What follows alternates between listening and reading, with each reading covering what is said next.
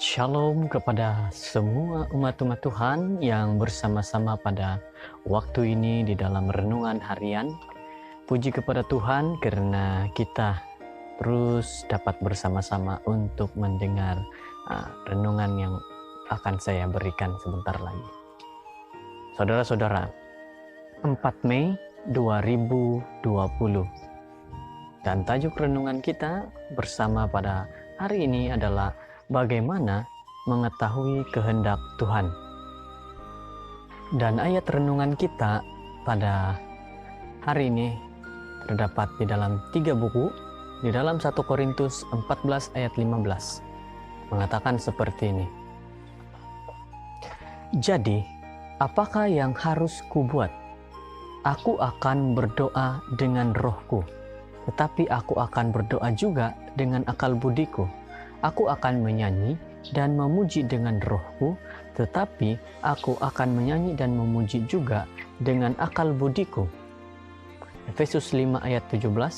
Sebab itu, janganlah kamu bodoh, tetapi usahakanlah supaya kamu mengerti kehendak Tuhan. Yohanes 7 ayat 17. Barang siapa mau melakukan kehendaknya, ia akan tahu entah ajaranku itu berasal dari Allah, entah aku berkata-kata dari diriku sendiri. Itulah 3 ayat untuk sama-sama kita dengarkan, renungkan pada hari ini. Dan hari ini sudah masuk dalam hari yang ke-39 dalam program berdoa selama 100 hari. Marilah kita terus berdoa memohon pencurahan Roh Kudus bagi diri kita. Marilah kita memohon kekuatan bagi misi kita, dan kita memohon perlindungan dan dijauhkan daripada sakit penyakit, terutama sekali virus corona. Saudara-saudara yang terkasih, kehendak Tuhan dinyatakan dalam hukum-Nya. Tuhan akan mendekati setiap jiwa yang mencarinya. Kita kena ingat bahwa apabila kita mencari kepada Tuhan, Tuhan juga akan lebih dekat kepada kita. Tetapi apabila kita tidak mencari Tuhan, itu berarti kita mau menjauhkan diri daripada Tuhan. Kehendak Tuhan dinyatakan dalam setiap ajaran hukum-Nya yang suci, dan prinsip hukum adalah prinsip daripada surga. Terdapat cara di mana Tuhan menyatakan kehendak-Nya kepada kita, menuntun kita dan menyediakan kita untuk menuntun yang lain juga. Tuhan menyatakan kehendak-Nya dari firman-Nya yang suci. Jadi kita kena ingat bahwa Tuhan sedang membawa kita untuk melihat kepada firman-Nya, supaya kita mengetahui apa kehendak daripada Tuhan. Saudara-saudara yang terkasih, kita akan dapat mengetahui kehendak Tuhan, suara Tuhan, ataupun apakah itu bukan kehendak Tuhan. Nah, ingatlah, kita tidak akan dengan senang mengetahui kehendak Tuhan jika kita hanya mengandalkan diri kita sendiri. Kalau saudara benar-benar telah memulahkan hidup yang beriman kepada Tuhan, berarti saudara sudah menyerahkan diri kepada Tuhan dan tidak akan mudah tergoda dengan setan dan akan mengetahui kehendak Tuhan. Jadi kita pasti mahukan di dalam diri kita segala perkara yang baik-baik sahaja.